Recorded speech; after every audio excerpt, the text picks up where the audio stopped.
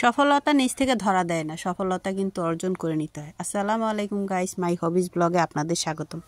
আশা করি সবাই ভালো আছেন। সকালে ঘুম থেকে উঠে সবার আগে রান্নাবাড়া সেরে নিলাম, কারণ আজকে অনেক কাজ আছে। তাই চুলা, ওয়াশরুম সব কিছু আজকে ধুতে হবে, তাই দেরি না করে রান্নাটা আগে সেরে নিলাম।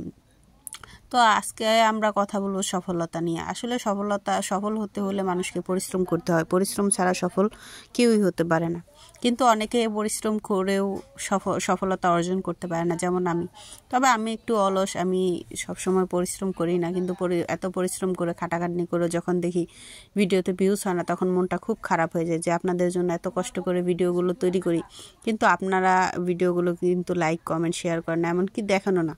হয়তো বা আমার ভিডিওটা কোয়ালিটিফুল হয় না, তবে আমি চেষ্টা করব ধীরে ধীরে ভিডিওটা কোয়ালিটিফুল করার জন্য।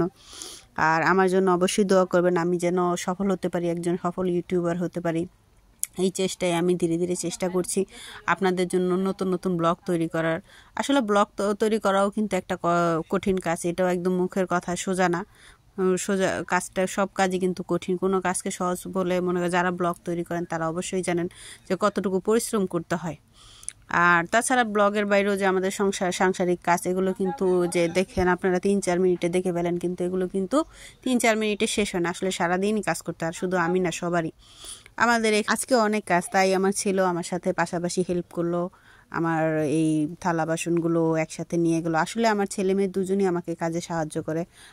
আমি আপনাদের কাছে থেকে জানতে চাই যে আপনাদের পরিবার, আপনাদের ছেলে মেয়েরা কি সাহায্য করে কিনা।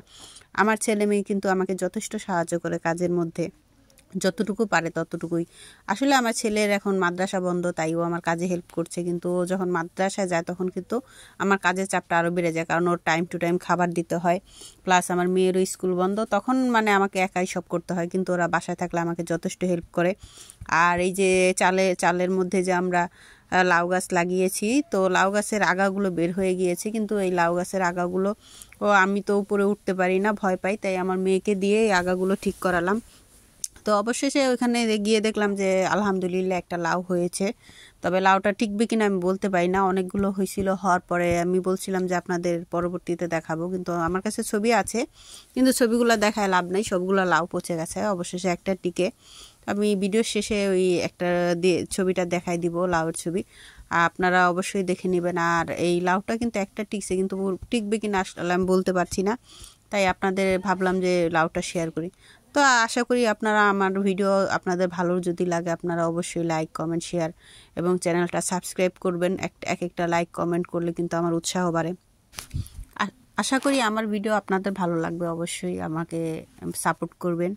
আর সবাই ভালো থাকবেন, সুস্থ থাকবেন। আল্লাহ হাফিজ।